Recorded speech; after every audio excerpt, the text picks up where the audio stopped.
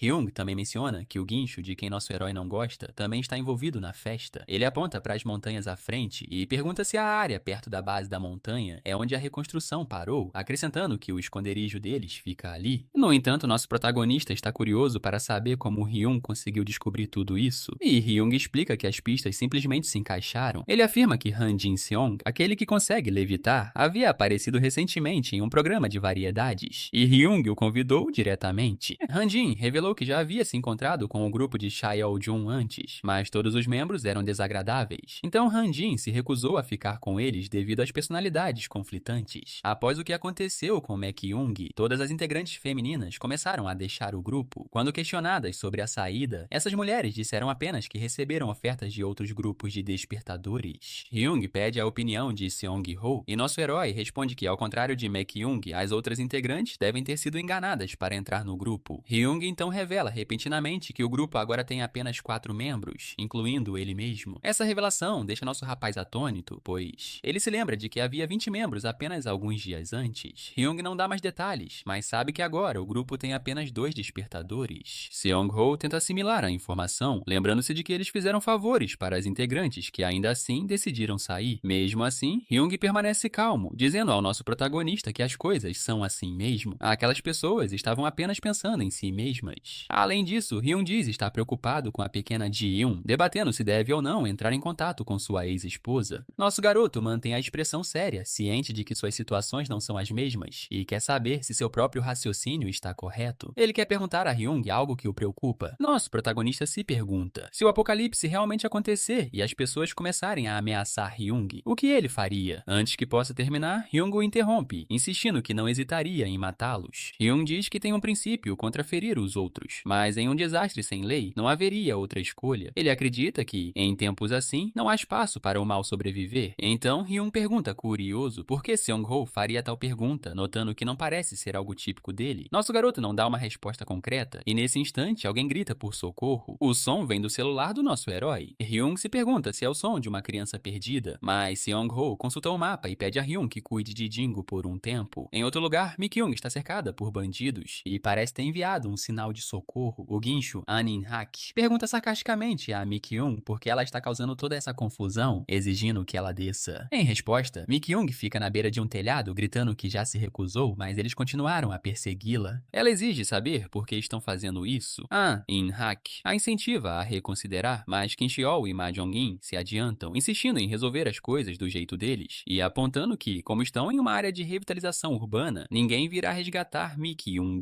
Kim Cheol diz para ela não desperdiçar energia e a lembra de que todos eles têm suas peculiaridades. Então inicia uma contagem regressiva. Enquanto isso, nosso herói está preparando suas armas, escondido em um beco. Na contagem de 2, ele ataca Kim Cheol com uma funda, e no 3, Kim Cheol é atingida. Todos os membros do grupo estão confusos, tentando descobrir quem os está atacando. De repente, nosso protagonista aparece usando um capacete e avança para atacar An-in, hesitando em revelar ou não sua identidade. Usando o porrete de guerra indiano, Seong-ho golpeia An-in com força e em seguida parte para cima de outro membro. Essa pessoa emite energia negra, fazendo nosso herói suspeitar que ele tenha uma habilidade de bloqueio de visão, mas Seong-ho consegue atacá-lo mesmo assim. Agora nosso herói respira com dificuldade e ao ver Mi-kyung, ela o adverte para ter cuidado. cuidado. Ele se vira e vê Kim Chol vindo em sua direção com um taco, que o atinge e danifica seu capacete. Seong-ho fica chocado com a força destrutiva do ataque. Ao mesmo tempo, Kim Chol percebe quem ele é, mas nosso herói está imerso em pensamentos, reconhecendo que a habilidade ofensiva de Kim Chol é extremamente poderosa, mesmo nos estágios iniciais. Kim Chol jura alejar nosso protagonista e os membros de seu grupo se levantam para apoiá-lo, determinados a liberar toda a sua força, apesar de não serem despertadores. A Anin ataca nosso herói com eletricidade, zombando dele enquanto se aproxima. Seong-ho fica sem saber o que fazer enquanto seu oponente exibe todas as suas habilidades e se pergunta se deveria usar o portal dimensional. No momento em que Anin está prestes a atacar, Jingo aparece e morde o braço dele. Yeong sai de um beco, perguntando se aquilo é realmente apropriado em plena luz do dia, e sugere que o grupo vá embora se não quiserem problemas, dizendo que vai ligar para a polícia. Todos os membros do grupo decidem recuar por enquanto. Yeong comenta que eles parecem fracos, mas ainda agem com arrogância. Em seguida, Mi-kyung desce e imediatamente pega na cabeça do nosso herói, verificando se ele está bem. Ela nota que o capacete dele está rachado, e Yeong oferece ao nosso rapaz uma carona nas costas. Vendo os dois preocupados, os pensamentos de Seong-ho voltam para seus antigos camaradas do jogo. Quando Mi-kyung sugere uma visita ao hospital, nosso protagonista se vira e insiste que está bem. Ele então pergunta a Yeong se eles podem levar Mi-kyung para o grupo. Yeong diz que não há problema, contanto que Mi-kyung não se oponha, e ela concorda alegremente. O herói parte dizendo que tem algumas coisas para fazer, enquanto Yeong e Mi-kyung ficam se perguntando por que ele está agindo de forma tão estranha. Após retornar para casa, nosso herói se concentra em controlar suas emoções e planejar a segunda etapa de seus preparativos. Sua partida abrupta foi inevitável, e ver Hayeon e Mi-kyung juntos o fez sentir que poderia confiar a eles o segredo de suas habilidades. Mas a decisão já estava tomada. Para aproveitar ao máximo o portal dimensional, nosso rapaz precisa subir de nível rapidamente e se concentrar em adquirir habilidades e cultivar. A frase "esmague-os com o poder dos itens" ressoa com mais força após a luta contra a gangue da montanha. Ele percebe que, se preparar para o apocalipse como planejado, haverá uma diferença de 3 níveis ou mais, fazendo com que os monstros que reaparecerem perto dele sejam mais fortes e dificultando a formação de uma equipe com seus 2 companheiros. Ele continua trabalhando até terminar de instalar um fogão a lenha em seu esconderijo, sabendo que isso o ajudará a dormir bem à noite. Jingo também gosta do fogão, dormindo profundamente ao lado dele. Agora, nosso protagonista só precisa instalar mais algumas coisas quando elas chegarem, e seu esconderijo inicial estará quase completo. Determinado, ele decide virar a noite estudando. Com isso, restam 16 dias para o apocalipse. Um apresentador de notícias atualiza os telespectadores sobre o asteroide observado anteriormente. De acordo com o relatório, a HSA anunciou que Yonjambi entrou no ponto médio do sistema solar. A HSA está monitorando de perto sua trajetória, mas o meteorito foi dividido pela gravidade de Júpiter. Em resposta, o chefe do Departamento de Observação de Meteoritos, Thomas Chandler, informa ao público que os 2 fragmentos, Yonjambi Alpha e Beta, não têm chance de se aproximar da Terra. No entanto, Seong-ho se lembra de que no D5, apenas 5 dias antes do apocalipse, Yonjambi Beta foi o primeiro a cair. Ele caiu perto de um navio russo no oceano, e o tsunami resultante arrastou o navio para a costa do porto de Gamcheon, que é como os zumbis apareceram pela primeira vez na Coreia. O apresentador de notícias continua, relatando o incidente do tiroteio em Yuito. O presidente Jang Won-taek não sai de sua residência há uma semana, o que levou os líderes da oposição a emitirem uma declaração conjunta concordando em realizar uma audiência. Algumas pessoas agora dizem que isso está ligado aos rumores sobre os despertadores e o desastre iminente. Ouvindo isso, nosso protagonista admite para si mesmo que realmente é o fim do mundo. Ele acha bom que a mídia finalmente esteja demonstrando interesse nesses assuntos, e conclui que será mais difícil para os despertadores cometerem crimes agora. Em seguida, ele decide verificar a reação da comunidade em seu laptop. Enquanto nosso protagonista percorre a seção de comentários, ele vê que as pessoas compartilharam opiniões fortes sobre a situação. Por coincidência, ele vê um comentário de My Dream e se pergunta se essa pessoa tem estado ativa o tempo todo. My Dream era um jogador conhecido por ser amigável com iniciantes, e o grupo de Seong-ho já havia jogado com ele algumas vezes. A ambição de My Dream era construir um bunker, e se nosso herói não tivesse um portal, ele poderia ter se deixado levar pela tentação de se juntar a eles. Ele decide não aceitar nenhum contrato a menos que seus amigos veteranos se juntem a My Dream, mas guardou o comentário de My Dream para referência futura. Depois de fechar o laptop, nosso protagonista se anima para construir seu segundo abrigo. No dia seguinte, Seong-ho está em frente ao seu... Ué, você assistiu o vídeo até aqui e até agora não se inscreveu no canal?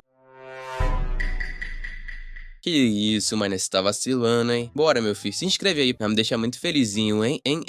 Seu esconderijo e percebe que é possível passar 2 noites em claro seguidas. Ele se sente exausto, mas vê o exterior concluído lhe dá energia. É hora de descobrir como usar a eletricidade gerada pelos painéis solares. Simplificando, há várias etapas de fiação para tornar a eletricidade compatível com seus dispositivos eletrônicos. Felizmente, quando nosso garoto coloca o celular para carregar, ele funciona. Ele levanta os braços em comemoração, anunciando que agora construiu a base para a sobrevivência neste mundo. Pela primeira vez em muito tempo, ele sente uma onda de dopamina. Ontem, ele também coletou pedras luminosas e de ignição, e após cavar mais um pouco, encontrou um mineral mais duro e afiado que a obsidiana, chamado Emerus. Embora seja inútil no momento, ele ainda o considera melhor do que nada. Ele decide instalar luzes de LED mais tarde, mas antes de dormir, precisa organizar os suprimentos de comida no porão. De repente, um barulho alto vindo de Dingo chama sua atenção. Correndo para fora, Seong-ho encontra Dingo enfrentando lobos-guará, um tipo de monstro que ele reconhece de Sora. Ele se pergunta por que essas criaturas, que geralmente vivem em áreas de alta altitude, estão ali. Observando a raiva de Dingo, nosso herói suspeita que esses possam ser os lobos que mataram a mãe de Dingo. Ele tenta acalmar Dingo, mas no fundo sabe que não pode derrotar todos os lobos naquele momento. Se ele se mover para buscar uma arma melhor, corre o risco de expor as costas e ser atacado, o que poderia ser fatal. Portanto, nosso protagonista decide se concentrar em fazer o lobo alfa ir embora, sabendo que os outros provavelmente o seguirão. Ele observa o comportamento extremamente cauteloso dos lobos e percebe que eles só se movem quando o alfa age primeiro. Em seguida, ele considera se eles podem coordenar um ataque. Ele também nota que esses lobos são extremamente sensíveis aos sentidos. Felizmente, Seong-ho tem spray de pimenta consigo. Se ele conseguir borrifá-lo no alfa, poderá afastá-lo do abrigo. O suor escorre pelo seu rosto enquanto ele considera o risco de ser atacado antes que possa agir. Ele se pergunta se há uma maneira de distraí-lo e atacá-lo com o spray. De repente, uma ideia lhe ocorre e ele acredita que é logicamente possível. Determinado a defender o esconderijo que construiu com as próprias mãos, nosso rapaz se prepara. Ele imediatamente arremessa uma faca no alfa, mas este se esquiva. O alfa então salta em direção ao nosso herói, mas quando se aproxima, Seong-ho abre o portal e, aproveitando a oportunidade, borrifa o animal. O alfa perde a compostura e então nosso protagonista crava sua faca em seu olho. Com isso, a matilha de lobos recua. Nosso herói se senta, tendo escapado da morte por um triz. Dingo se aproxima para cuidar dele e Seong-ho acaricia a cabeça de Dingo em sinal de agradecimento. Ele promete a Dingo que vingará sua mãe no futuro. Com isso, restam apenas 15 dias para a chegada do apocalipse.